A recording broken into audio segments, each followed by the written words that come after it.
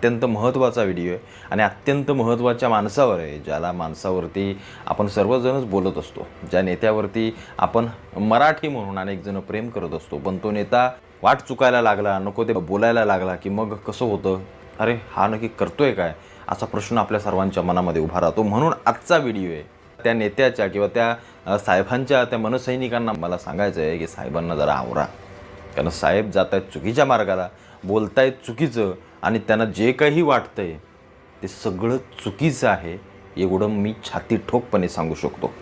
आता मेन मुद्द्यावरती राज ठाकरेंकडं आता ते उद्धव ठाकरेंच्या बाजूने जायचं त्यांचं चालू झालं आहे.